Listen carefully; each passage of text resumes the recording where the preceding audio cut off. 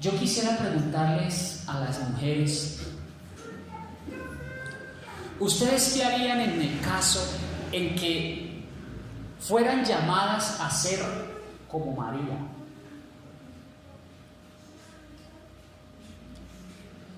¿Qué pasaría si el ángel de Dios se les apareciera a ustedes y les dijera a usted, mujer muy favorecida, bendita entre todas las mujeres? ¿Usted cómo se sentiría? ¿Usted estaría preparada para recibir ese mensaje? ¿Se sentiría digna de recibir esas ovaciones de parte de Dios mismo? Y lo otro es, ¿por qué no estar preparadas como esas mujeres?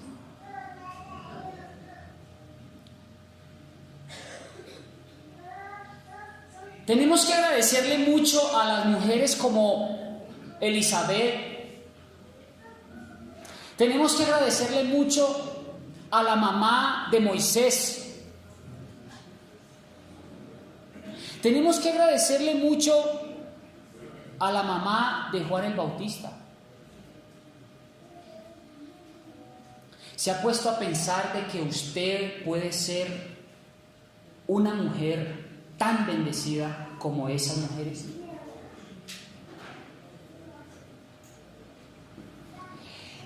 Como seres humanos no hemos visto el valor de lo que somos. No nos valoramos ni nos respetamos como deberíamos.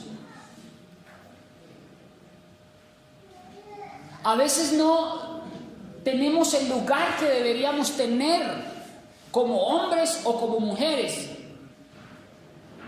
al punto de dejarnos irrespetar, subvalorar y dejar maltratar psicológicamente por nuestra pareja. El día de hoy vamos a estudiar un tema de la vida de una mujer que ha tenido un impacto significativo en el desarrollo de la Iglesia Adventista del Séptimo Día.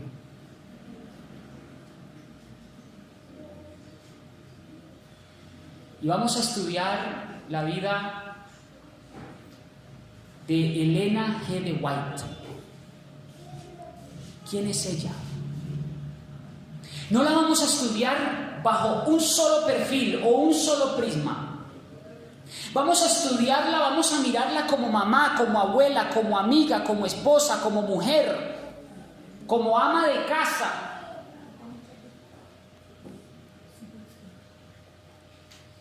Los adventistas del séptimo día creen que la predicción bíblica del don de profecía en los últimos días ha sido cumplida en una forma notable mediante la obra del Espíritu Santo en la vida y ministerio de Elena de White. Yo les quiero decir que con respecto a este don, Elena de White dice: poco caso se hace de la Biblia y el Señor ha dado una luz menor para guiar a los hombres y mujeres a una luz mayor. Oh, cuánto bien podría haberse realizado si los libros que contienen esta luz fueran leídos con una determinación de practicar los principios que contienen.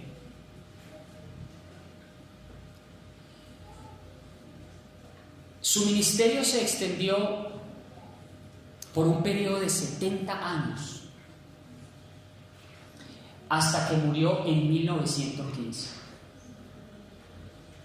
Durante este tiempo, Elena de White recibió aproximadamente 2,000 visiones y escribió más de 50,000 páginas mecanográficas, con aproximadamente 25 millones de palabras. Uno de los aspectos más notables de su ministerio es la inmensa variedad de temas con las que ella escribió.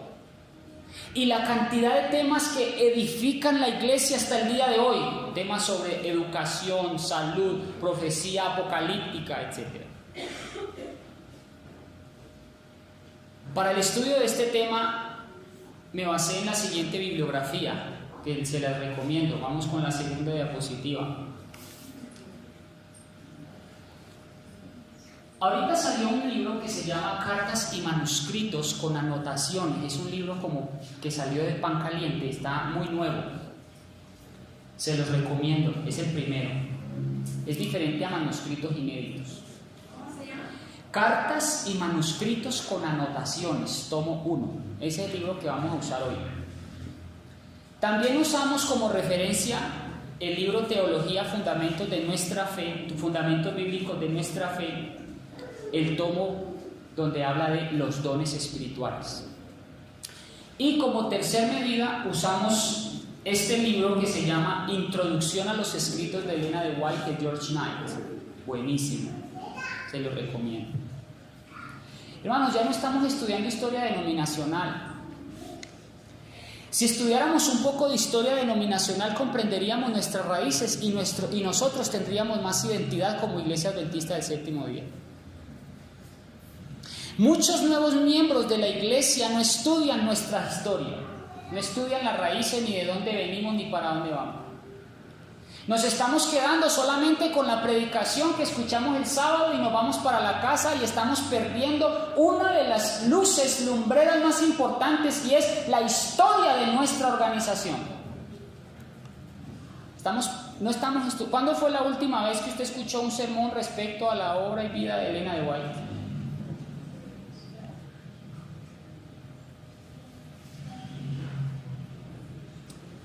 Elena de White murió en 1915. A la edad de 1915, recuerden que escribió cerca de 100.000 páginas. Y desde su muerte, los libros principales que de ella han sido escritos a más de 100 idiomas y dialectos. Les voy a dar una nota. El Camino a Cristo solamente ha sido traducido más de 150 idiomas. Pero por muy impresionante que sean estos volúmenes de literatura, el impacto espiritual de sus escritos tienen sobre la vida de las personas un gran significado más profundo. Resulta, hermanos, que cuando Elena de White fue a morir, ella dejó un testamento escrito. En 1912, a los 85 años, Elena de White redactó un testamento con disposiciones para el cuidado de todos sus escritos. Se nombraron a 5 hombres para actuar como fideicomisarios de su patrimonio, entre ellos su hijo White, el secretario Chrysler, entre ellos Jones, administrador de la editorial Pacific Press, y también al presidente de la Asociación General y el director de la revista Adventista. Ahora, noten que en su testamento ella colocó en la custodia todos los derechos de autor y encargó a los fideicomisarios la responsabilidad de, 1, cuidar de todas sus obras publicadas y manuscritos inéditos. 2, mejorar los libros y manuscritos. Ella, aunque escribió cerca de 20 libros a la hora de su muerte, se han publicado muchos más, porque ella dejó recomendado de que se publicaran más a partir de sus escritos. En el patrimonio, en el postulado número 3, ella acomete en imprimir nuevas traducciones, y como 4 en su testamento dice imprimir las compilaciones de cartas, documentos, artículos y manuscritos que estaban en los archivos. Ahorita estamos teniendo la oportunidad de tener manuscritos inéditos, toda la colección, que son cerca de 24 volúmenes, si no estoy mal. Esa es la literatura principal, la literatura gris de Elena de White. Luego vienen testimonios para la iglesia, los 9 tomos. La serie del gran conflicto, entre esos, o sea, que fueron escritos por ella y revisados por ella antes de morir, de tapa a tapa. Tenemos Conflicto de los siglos, el camino a Cristo, el deseado de todas las gentes, patriarcas y profetas, profetas y reyes, Discurso Maestro de Jesucristo. Todos estos libros fueron escritos por ella y revisados por ella. El testamento también estipulaba que la junta de fideicomisarios sería independiente y se mantendría indefinidamente. Más tarde, la junta fue ampliada a 15. 7 miembros que servirían de por vida en el patrimonio White y 8 tenían periodos rotativos de 5 años. Todo esto es importante que lo entendamos, ya vamos a ver por qué al final. Ahora, vamos a la siguiente diapositiva. Y aquí tenemos, les presento a la señora White y a su hermana melliza. ¿Mellizas que son iguales? Yo siempre me confundo. Gemelas. Claro. Su hermana gemela. Ahí está. Ella era una adolescente iletrada. Ahí ya estamos viendo la obra de un Dios poderoso. Una mujer iletrada como muchas mujeres que hay en la iglesia. A mucho honor, que son campesinas, que trabajaron honestamente, que han vivido toda su vida de una manera honesta, sirviendo a sus hijos y a su esposo. Así era Elena de White. Una mujer adolescente, soltera de Maine, pasó a ser mujer de 32 años y madre de 3 niños. Cofundadora de lo que llegó a ser el Movimiento Religioso Internacional, que en 1859 no tenía nombre. Su nombre completo es Ellen Gould Harmon.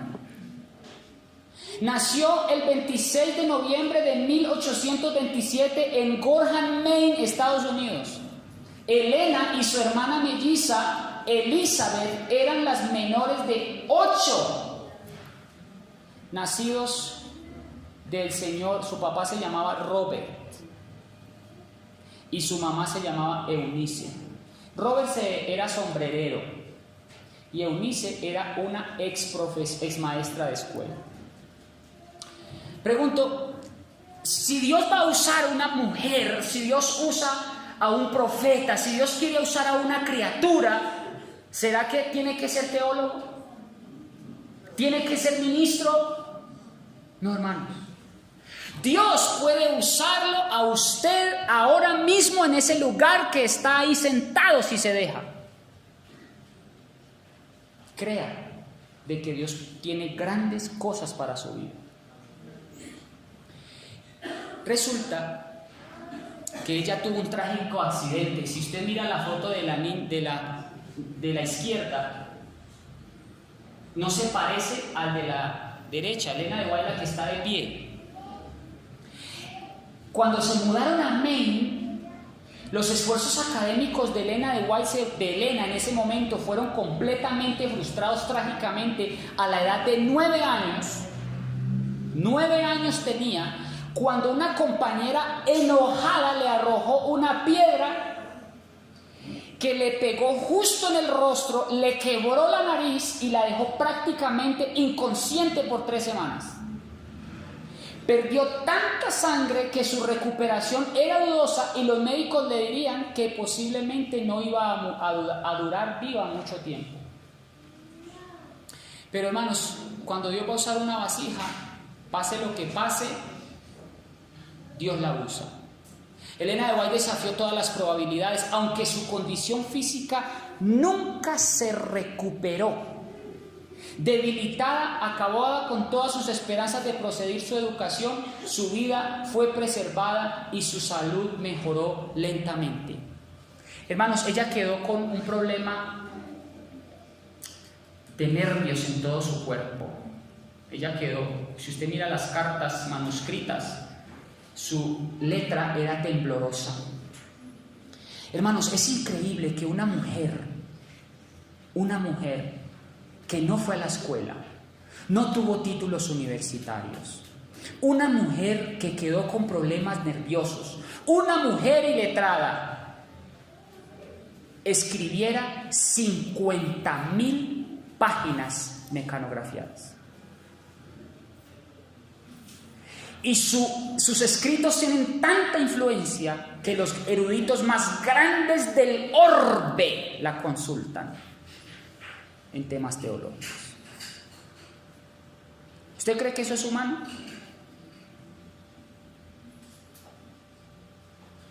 ¿Usted no cree que Dios está interviniendo en las personas que se dejan usar? El problema es que también, si nos vamos al otro extremo, no ha de faltar el hermano que se cree el erudito, que se cree el sabio, que se cree el anciano, que se cree el pastor, que se cree el teólogo y que lee 4 libros del espíritu de profecía y cree que ya es suficientemente sabio para redarguir a la iglesia.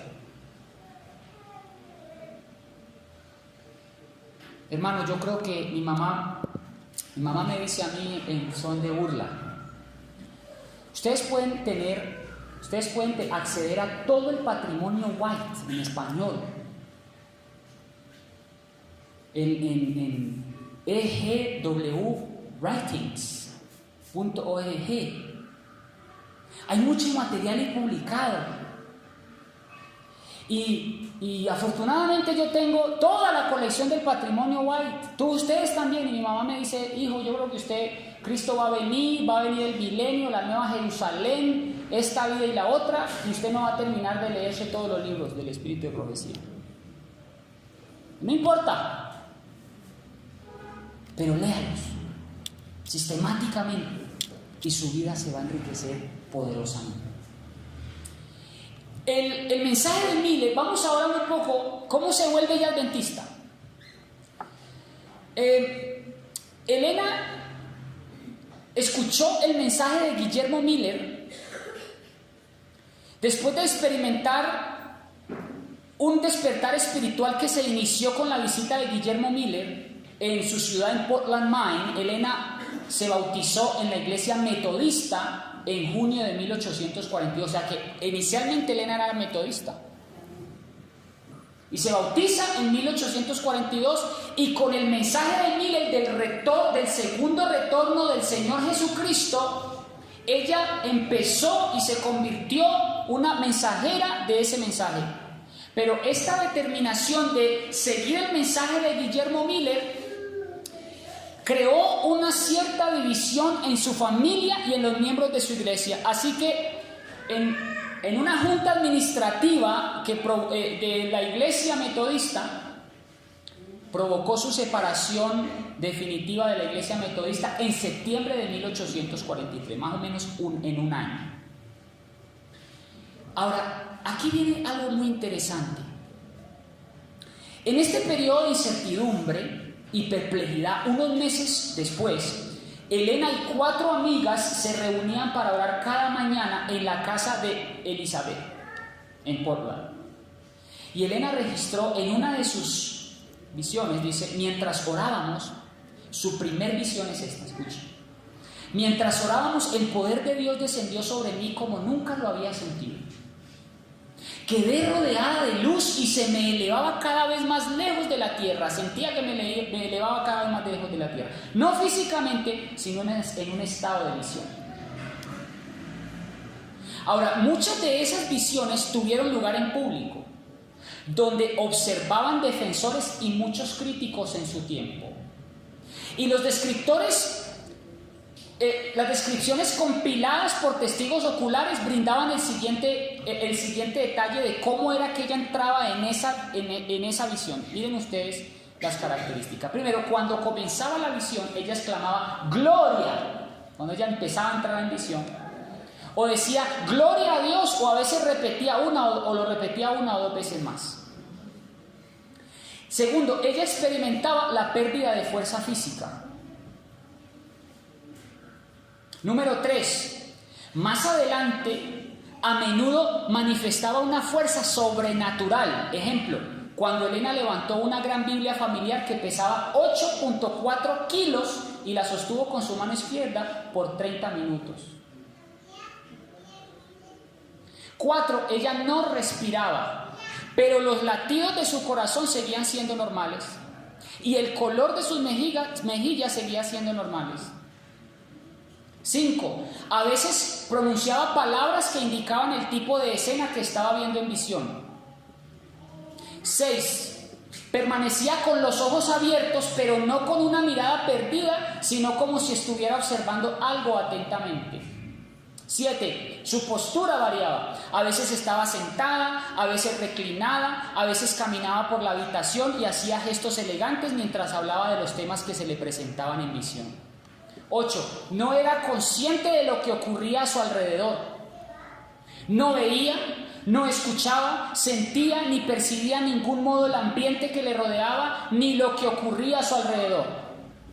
Cuando se cerraba la visión, inspiraba profundo y a menudo volvía a inspirar y muy pronto retomaba la respiración natural.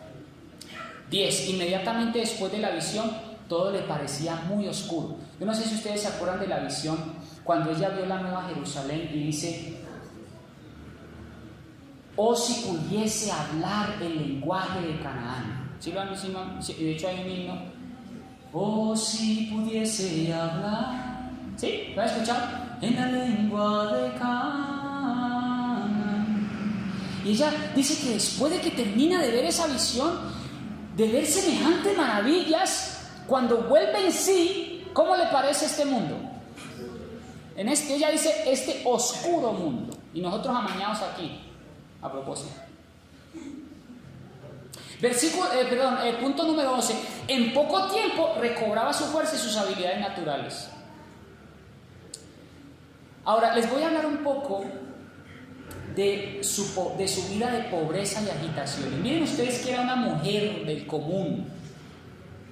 Dice, a lo largo de toda la agitación religiosa de su época, voy a presentarles a su esposo. Vamos a la siguiente diapositiva. Bueno, este es el patrimonio White. Aquí es el interior de la bóveda de White State, es todo el patrimonio White ubicado en las oficinas de la Asociación General en Silver Spring, Maryland. Aquí pueden ver todo el patrimonio. Esos cajoncitos allí seguramente serán todos sus manuscritos inéditos y sus cartas. Les recuerdo que ella realmente escribió fue cartas y luego se compilaban en un libro. Lo que escribió ella de tapa a tapa fue la serie El Gran Conflicto, y ella tenía secretarios, tenía ayudantes que le ayudaban a reunir lo mejor de sus temas para reunirnos en un solo volumen, por ejemplo, El deseado de todas las gentes, etc. Pero fue bajo su supervisión. Vamos a la siguiente, les voy a presentar. Este es Jaime White, miren, su esposo. Yo le digo a Karen que muy pronto voy a terminar así como él. De ladito. Aquí tenemos a Jaime White, su esposo, y Elena de White en 1859. Estaban jóvenes, ¿sí lo ven? Vamos a la siguiente. Este es un retrato, un facsímil, es decir, un retrato que se le tomó una foto, no se le ha modificado ni hecho Photoshop ni nada. Aquí tenemos a Elena de White, la fotografía más antigua que se conoce de Jaime y Elena de White. Está registrada en 1857, ahí la ven. Vamos a la siguiente. Ahí está su hijo Jaime y Elena de White con su hijo Willy en 1857. Vamos a dejar ahí. A lo largo de toda la agitación religiosa de su época, Jaime y Elena de White, junto con José Bates, surgieron como los líderes principales de la iglesia adventista. ¿Sí sabían eso? O sea, los líderes principales para 1852, los líderes principales eran Jaime White, Elena de White y José Bates. Y para 1852, la cantidad de seguidores, en una estimación fiable, había alcanzado los 2.000 miembros. 3 hijos le nacieron a Jaime y a Elena de White. Vamos con la siguiente. 4. Ahí está la casa familiar original de Elena y Jaime, sobre la calle Wood en Battle Creek, Michigan, restaurada por The Historic Adventist Village y abierta para visitas. Qué bueno sería ir a visitar, la verdad. Y ahí está donde recibía la visión, donde escribía, su escritorio, su cama, etc. Vamos con la siguiente. Tus 3 hijos. Aquí están sus hijos. De izquierda a derecha tenemos a Henry Nichols, James Epson Y el único que le dio hijos de los tres fue el último, el menor, William Clarence White. Interesante. El único que preservó la familia y la casta de los White fue el último. Quiero que ustedes miren la condición económica de los White. Primero que todo, las demandas incesantes de los viajes que hacía Jaime y White a menudo hacían que dejaran los niños con familiares.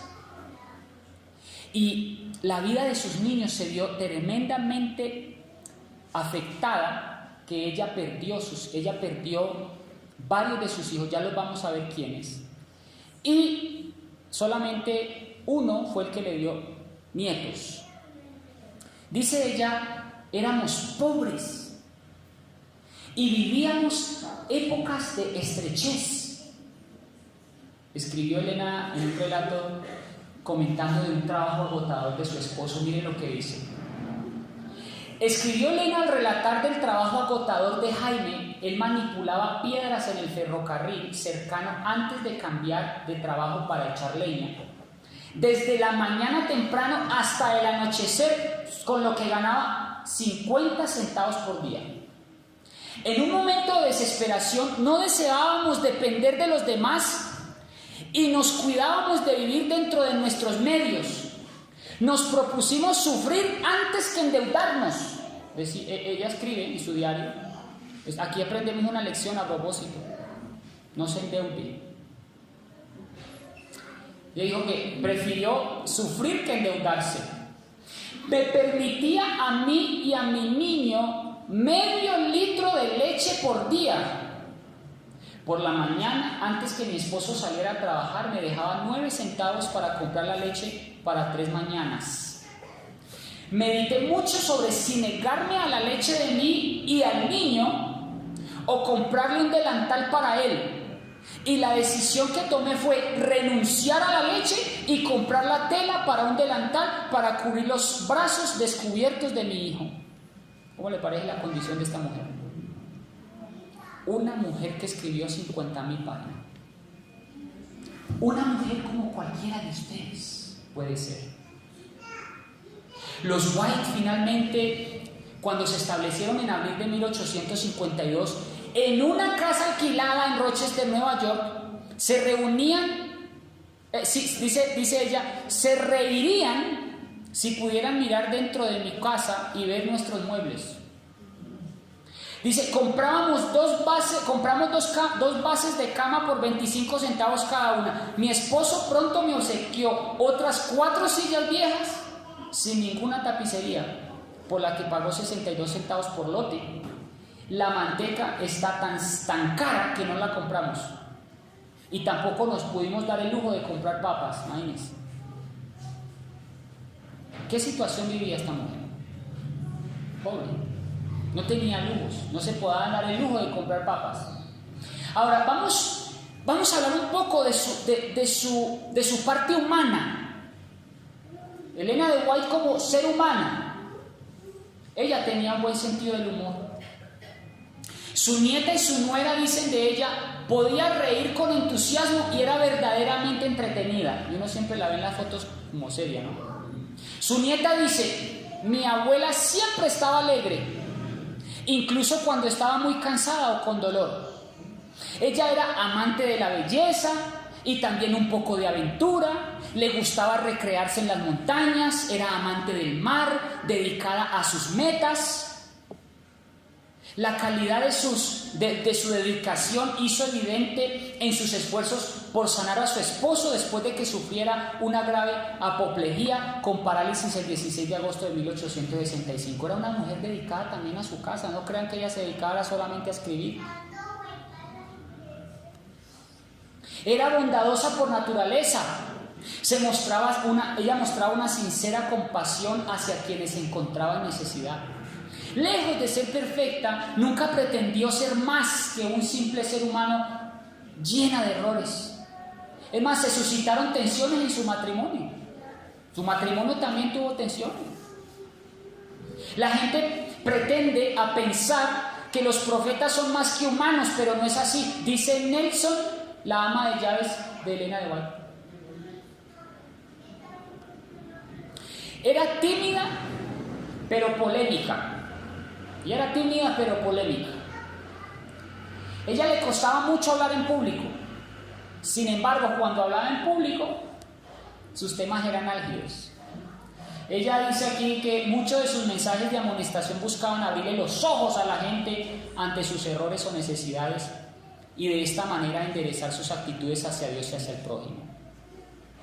Ella, a pesar de que era polémica en sus mensajes, era respetuosa y prudente. Tendía a ser cautelosa con su trato con las personas, así como respetuosa y sensible a sus derechos y sentimientos. Miren, mujeres, se pueden aprender. Hermanos, una vida de una mujer tan bendecida. Era vecina y amiga. Ella disfrutaba de estar en compañía. Ella no era una mujer solitaria. Ella no era un ermitaño. Ella disfrutaba de estar en compañía y deseaba lo mejor para sus vecinos, para las personas, no solo en lo espiritual, sino en todo lo demás, incluyendo el bienestar físico de sus amigos. Parte de su llamamiento, según lo entendía, consistía en servir a los necesitados de su alrededor. A unos les proporcionaba alimento y dinero, a otros les proporcionaba cobijo, o sea, los dejaba que durmieran en su casa, algunos los crió prácticamente, y a otros simplemente les daba palabras de apoyo. ¿Qué decir de Elena de White como madre? Cuando la gente piensa en Elena de White, piensa es en la escritora, en la predicadora, en la líder profética de la iglesia adventista, pero muy pocos se han detenido a estudiar sus actividades diarias como madre. Ella fue una madre dedicada a sus hijos. Su papel de madre fue central. Ella deseaba que su hogar fuera el más placentero de todos. ¿Cómo les parece? Ella deseaba que su hogar, hermanos, en mi caso no fue así. Yo salía del colegio y yo pensaba a la hora de llegar a la casa.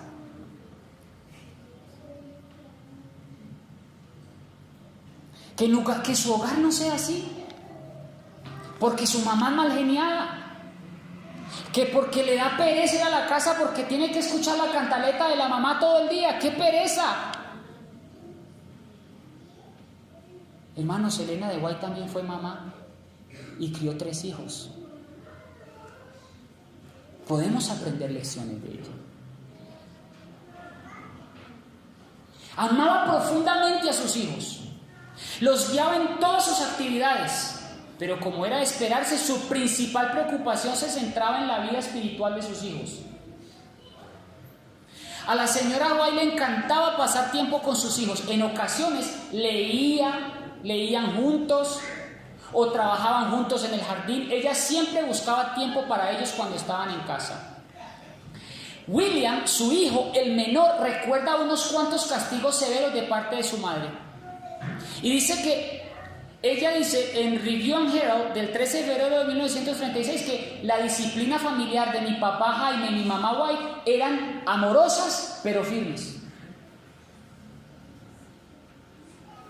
Y mire lo que aconsejaba ella, lo que dice ella en su diario en La conducción del niño, el capítulo 44, página 254. Ella decía que los adultos nunca deberían disciplinar a sus hijos con ira.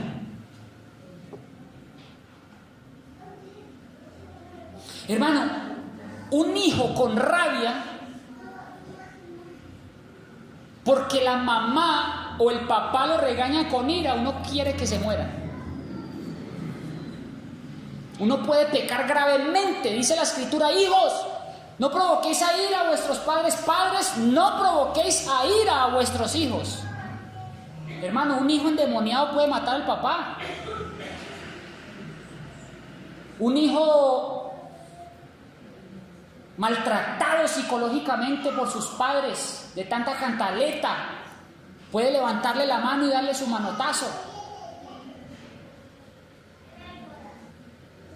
Yo entiendo que no nacimos con un manual debajo del brazo para vivir y ser padres, pero el consejo aquí es simple: Nunca discipline a sus hijos con ira.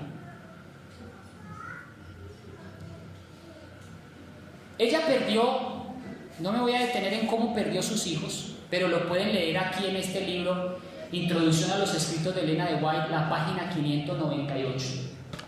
Vamos a leer el aspecto de la abuela, ella también fue abuela. De los dos hijos sobrevivientes de Elena de White, solo William, el menor, le dio nietos. Vamos a devolver, aquí está, el menorcito. Solo ese le dio nietos. Y con su primera esposa, resulta que el menor se casó con una mujer que se llamaba Kelsey, Mary Kelsey, pero resulta que Mary murió desafortunadamente cuando tenía 33 años y murió de tuberculosis. Fue una situación muy crítica. Ahora, pues al niño William, al jovencito, le tocó casarse con otra porque pues necesitaban multiplicar, de alguna manera conservar el linaje White. Y 5 años después William se casó con Ethel May Lassay, con quien tuvo 5 hijos. Le rindió. Ahora, vamos ahora un poco a hablar de la señora White y las finanzas. Los primeros años de matrimonio de Jaime y Elena fueron muy miserables, económicamente hablando. Ellos no tenían ingresos fijos, pues el adventismo no contaba aún con el apoyo sistemático de diezmos para ese entonces, y tuvieron que trabajar duro y hacer muchos sacrificios. Un día, les voy a contar esta anécdota, les voy a compartir. ¿Ya se durmieron? Por ahí escucho a algunos roncando. Un día se les acabaron sus provisiones y Jaime tuvo que caminar 5 kilómetros bajo la lluvia hasta la casa de su patrón para conseguir algo de comida. ¿Cómo les parece? Pasaron los años antes de que los White lograran cierta estabilidad económica. No hay duda de que pudieron haberlo logrado antes, pero se sacrificaron constantemente para sacar adelante lo que hoy conocemos como la Iglesia Adventista del Séptimo Día, lo que le debemos a estos líderes. Así pues que Elena, sus privaciones y sus tendencias naturales convirtieron de Elena una mujer frugal. ¿Sabe qué es la palabra frugal? Una mujer metódica. Tacaña no, porque ya vamos a ver que era una mujer que era dadivosa. Incluso cuando todos pensaban que ya no había necesidad de ser tan metódico, ella seguía haciéndolo. Ella ahorró toda su vida. Tenía la cultura de ahorrar. Qué buena lección, mujeres y hombres. Yo le hago una pregunta. A la edad de usted, ¿cuántos años tiene sentado? Yo no sé.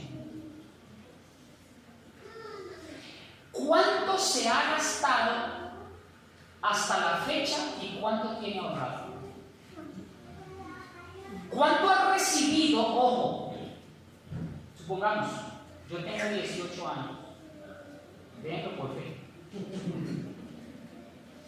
¿Cuánto he recibido yo en 18 años? Sea una moneda o sea un billete de 50,000. ¿Y cuánto se ha gastado usted y qué tiene? Hermanos, solamente basta con mirar atrás y nos damos cuenta que hay muchos profesionales aquí que nunca pensaron en su futuro. Pensaron que iban a tener trabajo toda la vida. Hay muchos profesionales aquí que nunca pensaron en el ahorro. Pensaron que iban a tener ese trabajo toda la vida. Hay muchas personas aquí que no han ahorrado nunca y se lo gastaron todo. Y orinaron toda la plata que se ganaron. ¿Saben cómo la orinaron? Con cerveza.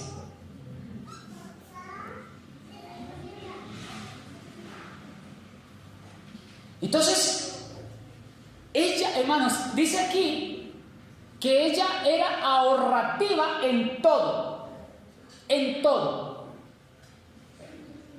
Era una compradora meticulosa, igualito que nosotros. Hermanos, tenemos que abrir los ojos, porque en una sociedad de consumo tan tremenda como la nuestra, donde nos venden la propaganda en el subconsciente, hermano, usted no se imagina la cantidad de millones de pesos que invierte el mercadeo para que usted gaste. Todavía tenemos bueno el celular y ya queremos uno nuevo. Hermanos, Dios es tan fiel con nosotros en la ropa que no se nos acaba. Nos cansamos de ponérnosla, es diferente, pero que Dios ha sido fiel con nosotros en la ropa, lo ha sido. Pero nosotros, hasta no tener la nueva colección de camisería europea, no quedamos satisfechos. Ella era una compradora meticulosa y ahorraba, que tomaba en cuenta la calidad y el precio, que regularmente suplía la despensa familiar con productos de su propio huerto. Ella tenía un huerto y suplía sus necesidades con la comida de su propio huerto. Hoy en día no podemos hacer eso en Bogotá. Hoy en día compramos un apartamento del tamaño de una caja de fósforos y tenemos que tender la ropa en la ventana con vista a la avenida. Este no es el sistema que Dios quiere de los hijos de Dios. Dios quiere un sistema donde estemos tranquilos, fuera y alejados de la ciudad. Le gustaba tanto, oiga, su hobby. Miren qué interesante Elena de White también tenía un hobby. No crean que ella se dedicaba a leer, a escribir y todo el resto de su vida, no. Yo no sé cómo hacía, eso sí. Lo que sí sé es que ella le pasaban horas, noches enteras, escribiendo, pero en sus tiempos libres a ella le encantaba tejer. Oiga, tejía tanto que hasta tejió las botellas de medicamento y las botellas de la cocina. En serio. Cosía y tenía una verdadera pasión por coser y tejer. Que se rompía su ropa, su camisa de su esposo, no compraba una nueva. Tejía la de su esposo y volvía a póngase. Porque no podían darse ese lujo de comprarse nueva. Cuando sus manos estaban desocupadas de escribir, se entregaba a su pasatiempo favorito, tejer. Y por último, Elena fue una administradora de Dios. Elena fue una persona dadivosa toda su vida. Toda su vida. Con decirle, hermanos, que en la época milerita, por ejemplo, cosía calcetines a 25 centavos al día. Y esa plata no se quedaba ella para sí, sino que compraba publicaciones y las regalaba como hojas de otoño. Miraba personas que tenían necesidades. Hermano, eso es la mejor forma de uno regalar el tiempo. Hermano, si usted, por ejemplo, es profesor de inglés, regale horas de inglés. No cobre nada por eso. Si usted es publicista, regale algo a la obra de Dios y Dios lo bendice por su buen corazón. Si usted es ingeniero, si usted es médico, váyase un domingo y dé consultas gratuitas, un día. Yo conocí a un médico en mi pueblo.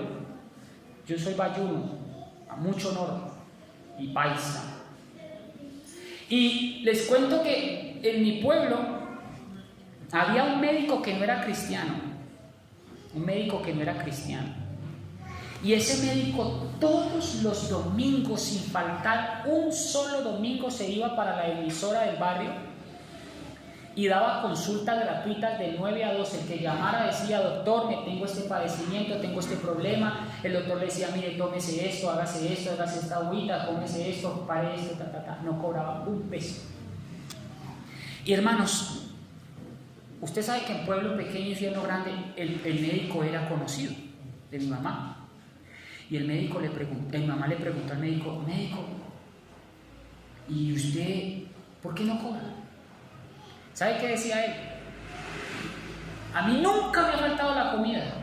¿Sabe qué hacía la gente de agradecimiento de los corregimientos, del pueblito, de la vereda? Hermanos, les llevaban gallinas, les llegaban arrobas de carne, arroz, frijoles, de lo que hacían los campesinos de agradecimiento, y nunca le faltaba la comida a ese médico. Es que para ser rico no necesita dinero.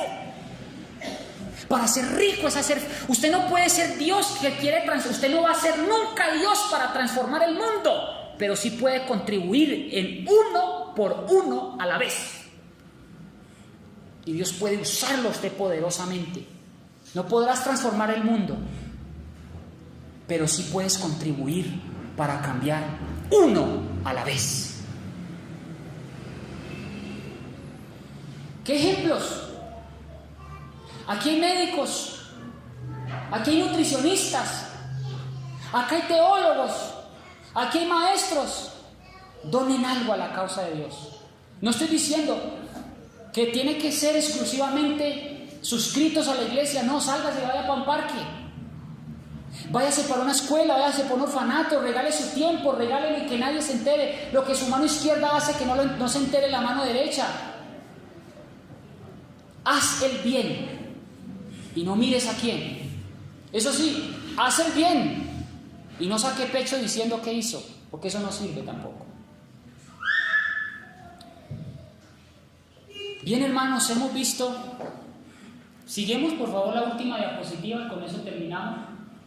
Aquí está uno de sus hijos con la novia. Ese que está de pie fue un hijo descarriado. Ella también tuvo problemas con hijos descarriados. No crean que todos sus hijos eran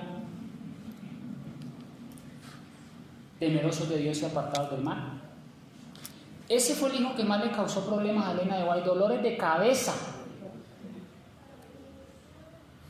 También tuvo un hijo crápula. También tuvo su hijo calavera. Ahí está, ahí lo ven, con su novia. Hermanos, esto es solamente un esbozo, un abrebocas de lo que la vida de esta mujer pudo hacer y cómo Dios la utilizó.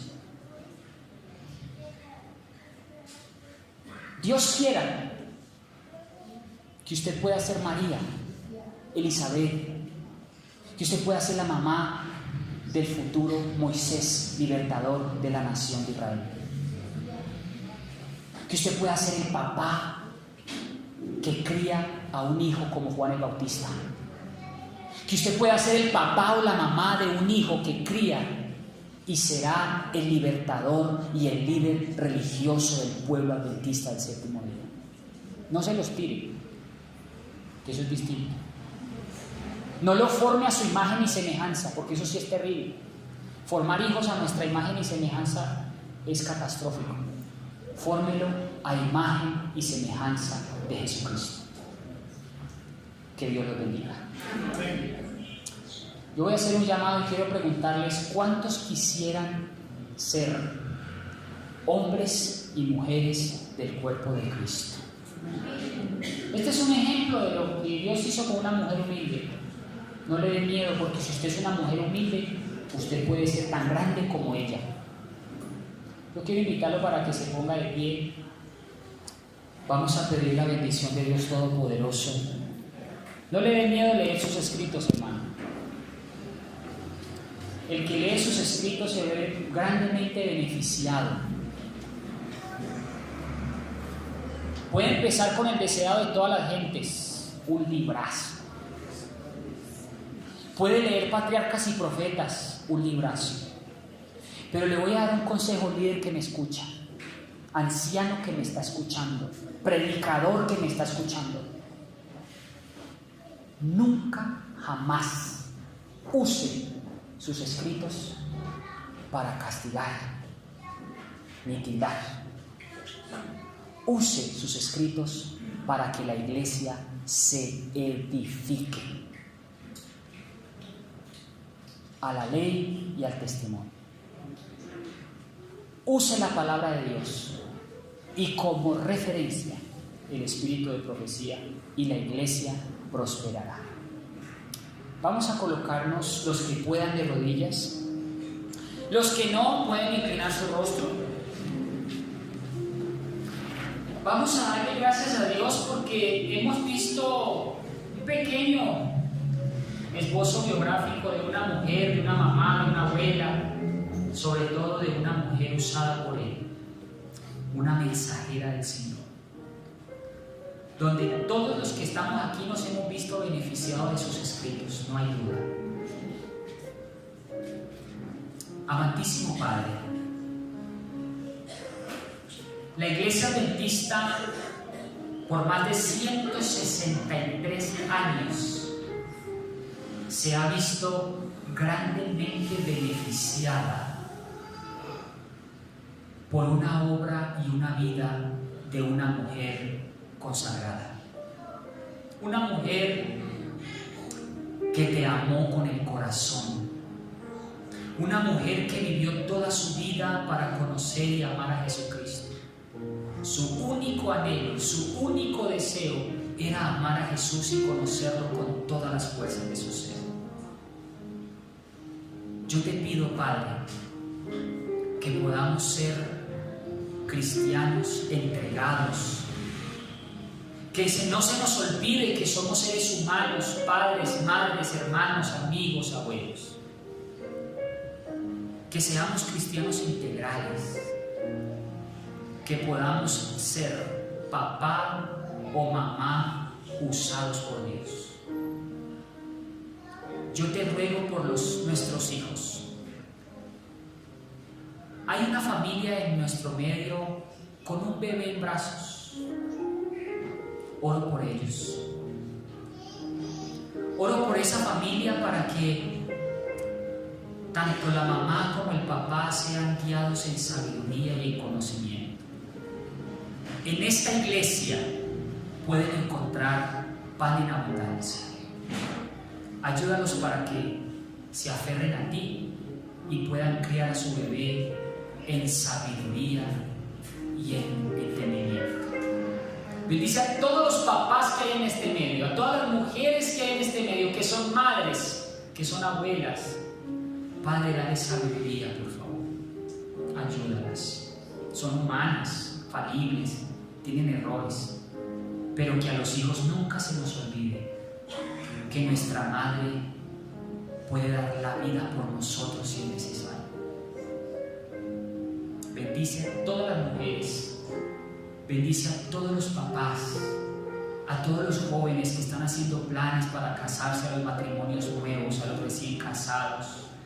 Dales fortaleza, dales aguante, dales resistencia. No es fácil, pero si nosotros estamos padeciendo necesidades, hay personas que vivían como Elena de White con centavos a la semana, aguantaban hambre y aún así aprendieron lecciones maravillosas de ahorro, de sabiduría y de prudencia. Martín Lutero, el más grande reformador, padeció penas, hambres, penurias, y eso lo ayudó y lo capacitó en la escuela de la vida para ser lo que fue. Que nunca se nos olvide nuestros orígenes, porque Dios ha conducido con sabiduría en el pasado a su pueblo, seguirá haciéndolo en el presente y en el futuro. Bendice a tu pueblo, a cada uno que me escuche en este momento. Te lo pido y te lo agradezco. En el nombre que es sobre todo nombre, que en hebreo es Yeshua HaMashiach Meshicheinu. En el nombre que en hebreo es ese Mesías libertador, redentor, un nombre que es sobre todo nombre, Jesucristo, Jesucristo de Nazaret. Amén. Amén. Vamos a cantar nuestro himno tema y nos vamos a ir con gozo en nuestros corazones.